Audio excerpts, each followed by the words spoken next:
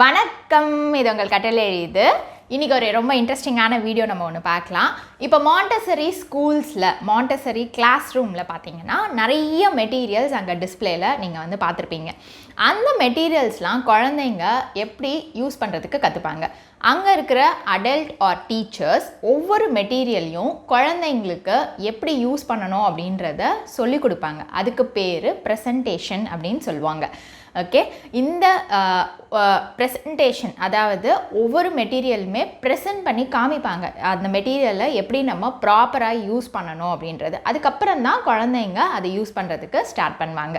இப்போ பார்த்தீங்கன்னா மாண்டசரி ஸ்கூல்ஸில் மட்டும் கிடையாது, நீங்கள் வீட்லேயும் இதே மாதிரி நீங்கள் வந்து ஒவ்வொரு பொருளையும் நம்ம குழந்தைங்களுக்கு எப்படி அதை யூஸ் பண்ணணும் அப்படின்றத நம்ம கரெக்டாக நம்ம சொல்லி கொடுத்தோம் ஸ்டெப் பை ஸ்டெப்பாக அப்படின்னா அவங்க அதுக்கப்புறமா ஒவ்வொரு பொருளையுமே அவங்க நல்லா வந்து ஹேண்டில் பண்ணுவாங்க. அதை ப்ராப்பராக எப்படி யூஸ் பண்ணணுமோ அதே மாதிரி யூஸ் பண்ணுவாங்க. மாண்டசரி ஸ்கூல்ஸில் பார்த்தீங்கன்னா ப்ரெசன்டேஷன் கொடுக்கும்போது ஒரு முக்கியமான விஷயம் என்ன அப்படின்னு பார்த்தீங்கன்னா ஃபர்ஸ்ட் ஸ்டெப் அதில் இன்விடேஷன் அப்படின்றது குழந்தைங்கள நம்ம இன்வைட் பண்ணணும். இப்போ அந்த குழந்தைங்க நம்ம இது பண்ணலாமா அப்படின்றது ஒரு இன்விடேஷன் மாதிரி குழந்தைங்களுக்கு நம்ம கொடுக்கணும்.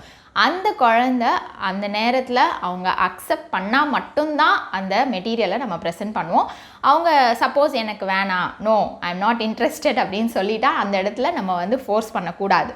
கண்டிப்பாக இது ரொம்ப ரொம்ப ஒரு முக்கியமான விஷயம். அந்த சைல்டுக்கு அங்கே ஃப்ரீடம் இருக்குது அதை அக்செப்ட் பண்ணுறதுக்கு, ரிஜெக்ட் பண்ணுறதுக்கு. ஓகே, ஸோ நம்ம இன்விடேஷன் நம்ம குழந்தைங்களுக்கு கொடுக்கணும். ப்ரெசன்டேஷனில் 3 டைப்ஸ் ஆஃப் ப்ரெசன்டேஷன்ஸ் இருக்குது. ஒன்று first one individual presentation, group presentation, collective presentation. Individual presentation அப்படின்றது நம்ம ஒரு குழந்தைக்கு நம்ம ப்ரெசென்ட் பண்ணுறது.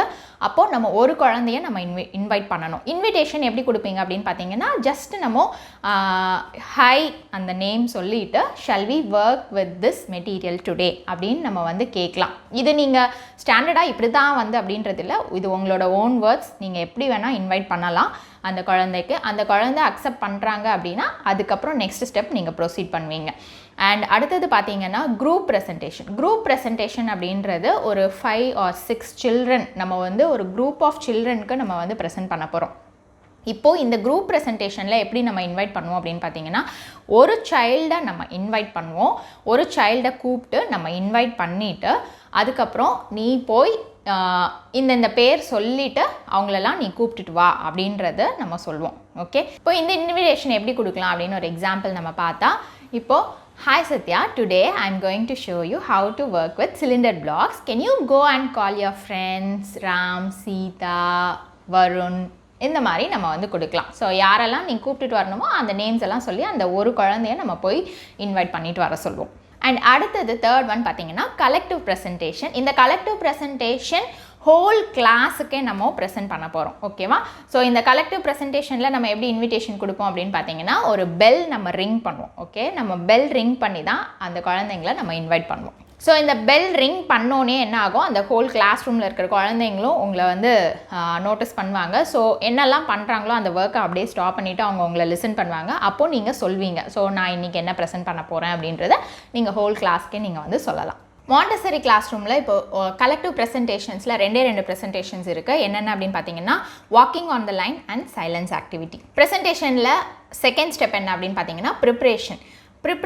எப்பயுமே மாண்டசரி கிளாஸ் ரூம்ஸில் நீங்கள் வந்து பார்த்தீங்கன்னா மெட்டீரியல்ஸ் எப்பயுமே இந்த ஸ்டேட் ஆஃப் ரெடினஸ் இருக்கணும். கண்டிப்பாக ஒரு குழந்தைங்க எடுத்து ஒர்க் பண்ணுறதுக்கு தயாராக இருக்கணும். அது வந்து அடல்ட்டோட ரெஸ்பான்சிபிலிட்டி. அவங்க வந்து காலையிலேயே வந்து இப்போ மார்னிங் வந்து ஸ்கூலுக்கு வராங்க அப்படின்னும் போதே அந்த சில்ட்ரன் வரதுக்கு முன்னாடியே அவங்க எல்லாமே வந்து ப்ரிப்பேர் பண்ணி வச்சுருவாங்க. அண்ட் இன்னொரு ஒரு விஷயம் என்னென்னு பார்த்தீங்கன்னா இப்போது இண்டிவிஜுவல் ப்ரெசன்டேஷனில் இருந்தது அப்படின்னா இந்த மெட்டீரியல்ஸை குழந்தைங்க எடுத்துகிட்டு வந்துட்டு திருப்பி குழந்தைங்களே போய் அந்த பிளேஸில் திருப்பி வந்து பிளேஸ் பண்ணிடுவாங்க. இப்போ குரூப் அண்ட் கலெக்டிவ் ப்ரெசன்டேஷன்ஸில் அது அடல்ட்டோட ரெஸ்பான்சிபிலிட்டி. அடல்ட் தான் அந்த மெட்டீரியலை எடுத்துகிட்டு வந்துட்டு ப்ரெசன்டேஷன் கொடுத்ததுக்கப்புறமா அடல்ட்டே போய் அந்த பிளேஸில் பேக் இன் பிளேஸ் வச்சுருவாங்க. இப்போ இண்டிவிஜுவல் ப்ரெசன்டேஷனில் குழந்தைங்க நீங்கள் இன்விடேஷன் கொடுத்து அதை அக்செப்ட் பண்ணிட்டாங்க அப்படின்னா நீங்கள் குழந்தைய அந்த பிளேஸ் ஆஃப் டிஸ்பிளேக்கு நீங்கள் கூட்டிகிட்டு போவீங்க. பிளேஸ் ஆஃப் டிஸ்பிளேக்கு கூட்டிகிட்டு போயிட்டு இதுதான் மெட்டீரியல் அப்படின்னு சொல்லிட்டு அந்த மெட்டீரியலை நீங்கள் இன்ட்ரடியூஸ் பண்ணுவீங்க. இன்ட்ரடியூஸ் பண்ணதுக்கப்புறமா அதை எப்படி கேரி பண்ணணும் அப்படின்றதும் நீங்கள் வந்து சொல்லி தருவீங்க. இதை கேரி பண்ணுறதுக்கு நீங்கள் சொல்லி கொடுத்தோன்னே can you take this to the mat அப்படின்னு நம்ம சொல்லுவோம். அந்த குழந்தைங்க தான் அந்த மெட்டீரியல்ஸை எடுத்துகிட்டு போய் 1 by 1 அவங்க எடுத்து அங்கே போய் மேட்டில் வைப்பாங்க. ப்ரிப்ரேஷன்லேயே 3 டைப்ஸ் இருக்குது. இமீடியட் ப்ரிப்ரேஷன், ஸ்டேஜ் ப்ரிப்ரேஷன், அதுக்கப்புறமா பார்த்தீங்கன்னா ரிமோட் ப்ரிப்ரேஷன். இமீடியட் ப்ரிப்ரேஷன் அப்படின்றது நீங்கள் குழந்தைய இன்வைட் பண்ணுறதுக்கு முன்னாடி அந்த அடல்ட் கண்டிப்பாக அந்த பிளேஸ் ஆஃப் டிஸ்பிளேல அந்த மெட்டீரியல்ஸ் எல்லாமே கரெக்டாக இருக்கா அப்படின்றத செக் பண்ணணும். பிகாஸ் இப்போ ஒரு மெட்டீரியல்ஸில் ஒரு 10 பீசஸ் இருக்குது, ஒரு பீசஸ் இல்லைனாலும் அதை வச்சு ஒர்க் பண்ண முடியாது.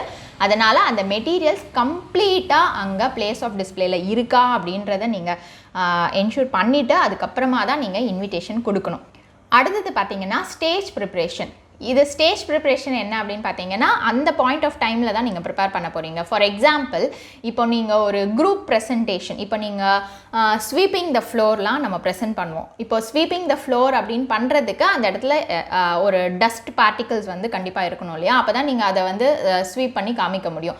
அது குரூப் ப்ரெசன்டேஷனாக தான் கொடுப்போம். அப்போது ஒரு குழந்தைய நம்ம கூப்பிட்டு நம்ம இந்த மாதிரி இன்வைட் பண்ணிவிடுவோம். இதை நான் காட்ட போகிறேன், I am going to show you how to sweep the floor, can you go and call the friends அப்படின்னு சொல்லுவோம் இல்லையா? அப்போ அந்த சைல்டு போய் அவங்க ஃப்ரெண்ட்ஸ் எல்லாமே கூட்டிகிட்டு வரும்போது அந்த டைம் கேப்பில் நம்ம என்ன பண்ணுவோம், இந்த இடத்துல குழந்தைங்க பார்க்காம நம்ம அதை பண்ணணும். அப்போ பிட்ஸ் ஆஃப் பேப்பர் அதை நம்ம போட்டுட்டு அதுக்குள்ளே மற்ற குழந்தைங்க வந்ததுக்கப்புறமா நீங்கள் ப்ரெசன்டேஷன் நீங்கள் ஸ்டார்ட் பண்ணலாம். ஏன்னா இப்போது எப்போவுமே வந்து க்ளீனாக தான் இருக்க போது, திடீர்னு நீங்கள் போய் ஸ்வீப் த ஃப்ளோர் நீங்கள் வந்து பண்ண முடியாது இல்லையா?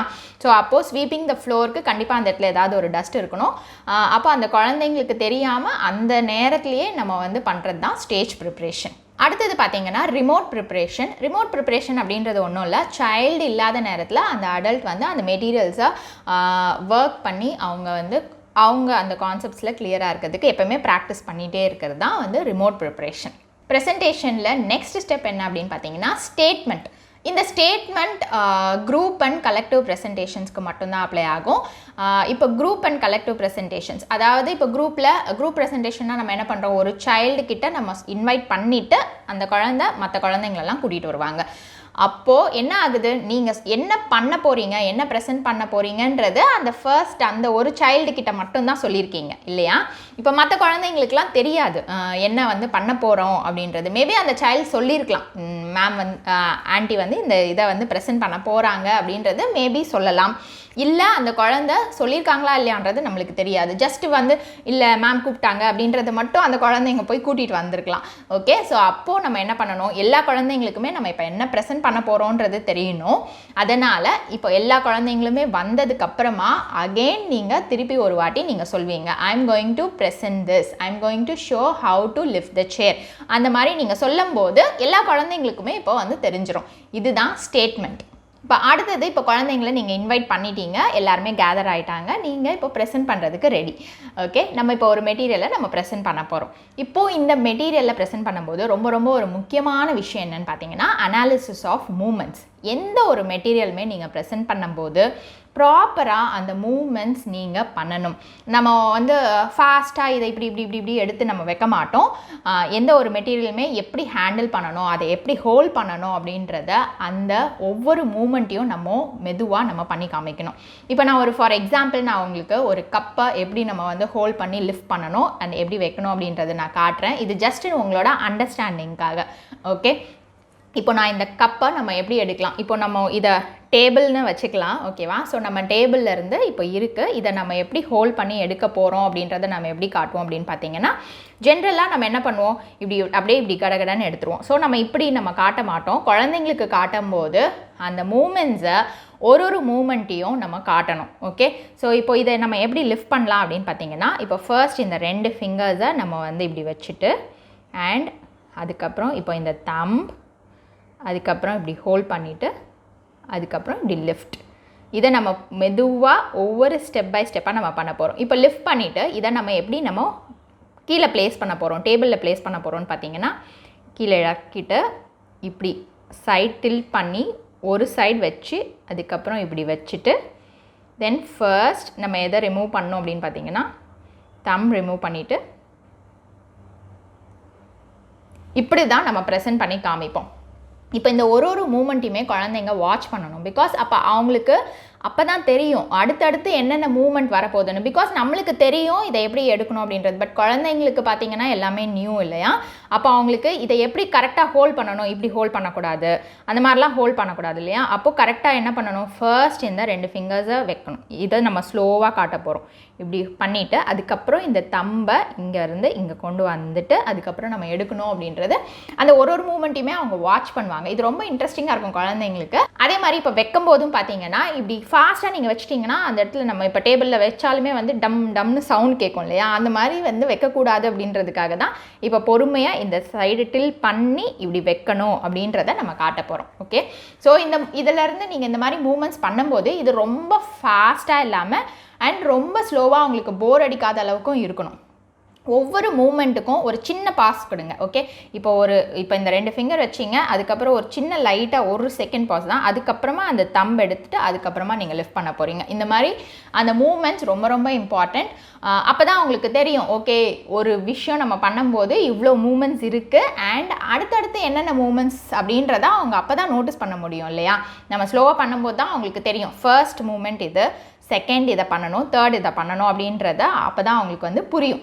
ப்ரெசன்டேஷனில் நெக்ஸ்ட் ஒன் என்ன அப்படின்னு பார்த்தீங்கன்னா பாயிண்ட் ஆஃப் இன்ட்ரெஸ்ட். ஒவ்வொரு மெட்டீரியலும் நீங்கள் ப்ரெசென்ட் பண்ணும்போது ஒரு பாயிண்ட் ஆஃப் இன்ட்ரெஸ்ட், அதாவது இது எதுக்காக அப்படின்னு பார்த்தீங்கன்னா சைல்டோட அட்டென்ஷனை அவங்கள இங்கே வந்து நம்ம வந்து கான்சன்ட்ரேஷன் கொண்டு வரதுக்காக, அவங்க அட்டென்ஷன் ஃபுல்லாக நீங்கள் ப்ரெசென்ட் பண்ணுறதுல இருக்கணும்.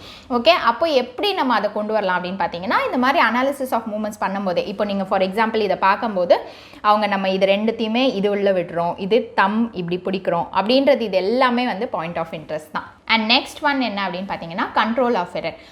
இதே மாதிரி எல்லா மெட்டீரியல் நீங்கள் ப்ரெசென்ட் பண்ணும்போது கண்ட்ரோல் ஆஃப் எரர் அப்படின்றதும் சைல்டை வந்து இண்டிபெண்ட்டாக அவங்க ஒர்க் பண்ணுறதுக்கு ஹெல்ப் பண்ணும். இப்போ இதில் வந்து கண்ட்ரோல் ஆஃப் எரர் என்ன அப்படின்னு பார்த்தீங்கன்னா இப்போ நீங்கள் வைக்கும்போது நாய்ஸ் வந்து கேட்கக்கூடாது. ஓகே, இதுதான் கண்ட்ரோல் ஆஃப் எரர். அப்போது அவங்க இண்டிபெண்ட்டாக ஒர்க் பண்ணும்போது அவங்களுக்கு தெரியும் இல்லையா, இப்போ நாய்ஸ் வந்துச்சு அப்படின்னா திருப்பி அவங்க ரிப்பீட் பண்ணி அவங்களே ட்ரை பண்ணுவாங்க.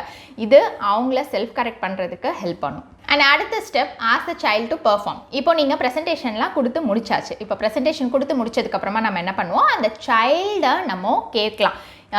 would you like to do அப்படின்னு சொல்லிட்டு நம்ம வந்து கேட்கலாம். அவங்க இன்ட்ரெஸ்டடாக இருந்தாங்கன்னா அவங்கள நம்ம வந்து ப்ரொசீட் பண்ணுறதுக்கு விடலாம். இப்போ இண்டிவிஜுவல் ப்ரெசன்டேஷனாக இருக்கும்போது அந்த ஒரு குழந்தைய நம்ம ரிப்பீட் பண்ண சொல்லலாம் ப்ரெசன்டேஷனை. இப்போது அதே குரூப் ஆர் கலெக்டிவ் ப்ரெசன்டேஷனில் நம்ம வந்து கேட்கலாம் யாராவது வந்து இன்ட்ரெஸ்ட் இருக்கா, நீங்கள் ரிப்பீட் பண்ணுறீங்களா அப்படின்னும் போது ஒரு குழந்தை வந்து திருப்பி அதை ரிப்பீட் பண்ணி காமிப்பாங்க. அந்த குழந்தைங்க அந்த ப்ரெசன்டேஷனை பண்ணி முடிச்சதுக்கப்புறமா நீங்கள் என்ன பண்ணணும் அப்படின்னு பார்த்தீங்கன்னா நீங்கள் அகெயின் திருப்பி அந்த ஒரு ப்ரெசன்டேஷனை நீங்கள் கொடுக்கணும். பிகாஸ் நீங்கள் அந்த குழந்தைங்க பண்ணுறதோட நீங்கள் விட்டுட்டீங்க அப்படின்னா மீதி குழந்தைங்க எல்லாருமே என்ன பண்ணுறாங்க, அந்த குழந்தைய தான் அப்சர்வ் பண்ணுறாங்க. அந்த மூமெண்ட்ஸ் எல்லாமே தான் அவங்களோட மெமரியில் ரெஜிஸ்டர் ஆகும். அதனால் எப்பயுமே குரூப் ஆர் கலெக்டிவில் நீங்கள் தான் அந்த ப்ரெசன்டேஷனை லாஸ்ட்டில் திருப்பி ஒரு வாட்டி நீங்கள் ரிப்பீட் பண்ணிவிட்டு அதை நீங்கள் க்ளோஸ் பண்ணணும். அண்ட் அடுத்தது அப்சர்வேஷன். எப்போயுமே குழந்தைங்கள நீங்கள் இண்டிவிஜுவல் ப்ரெசன்டேஷன்னா நீங்கள் அந்த குழந்தைங்க ஒர்க் பண்ண ஆரம்பித்ததுக்கப்புறமா நீங்கள் அவங்க அந்த நேச்சர் ஆஃப் த ஆக்டிவிட்டி அவங்களுக்கு புரிஞ்சிருச்சு அப்படின்னா நீங்கள் கூட இருக்கணும்னு அவசியம் இல்லை. நீங்கள் எந்திரிச்சு போயிடலாம், அவங்க இண்டிவிஜுவலாக அவங்க ஒர்க் பண்ணுவாங்க.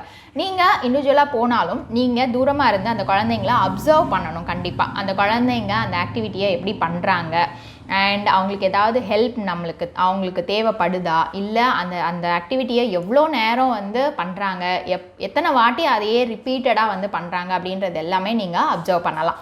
நெக்ஸ்ட்டு வைண்டிங் அப். இப்போது அவங்க அந்த குழந்தைங்க பண்ணி முடிச்சதுக்கப்புறமா இப்போ வைண்டிங் அப் அப்படின்றது இண்டிவிஜுவல் ப்ரெசன்டேஷனில் சைல்டோட ரெஸ்பான்சிபிலிட்டி, குரூப் அண்ட் கலெக்டிவில் அடல்ட்டோட ரெஸ்பான்சிபிலிட்டி. இப்போ இண்டிவிஜுவல் ப்ரெசன்டேஷனில் அந்த குழந்தைங்க ஒர்க் பண்ணதுக்கப்புறமா என்ன பண்ணணும், அந்த குழந்தை தான் அந்த மெட்டீரியல்ஸ் எல்லாமே அந்த டிஸ்பிளேயில் கரெக்டாக பிளேஸில் போய் வைக்கணும். அதையும் நீங்கள் அப்சர்வ் பண்ணலாம். இப்போ உங்களுக்கு மாண்டசரி கிளாஸ் ரூமில் எப்படி அந்த அடல்ட் ஆர் டீச்சர் குழந்தைங்களுக்கு ஒரு மெட்டீரியலை ப்ரெசென்ட் பண்ணுவாங்க அப்படின்றது ஒரு கிளியர் ஐடியா உங்களுக்கு கிடச்சிருக்கும்னு நினைக்கிறேன். இந்த வீடியோ உங்களுக்கு யூஸ்ஃபுல்லாக இருந்ததுன்னு நினச்சிங்கன்னா லைக் பண்ணுங்கள், ஷேர் பண்ணுங்கள், சப்ஸ்கிரைப் பண்ணுங்கள் அண்ட் கூடவே பெல் பட்டன் கிளிக் பண்ணுங்கள். ஸோ தட் என்னோட வீடியோஸ் எல்லாம் நீங்கள் மிஸ் பண்ணாமல் பார்க்கலாம். நன்றி, வணக்கம்.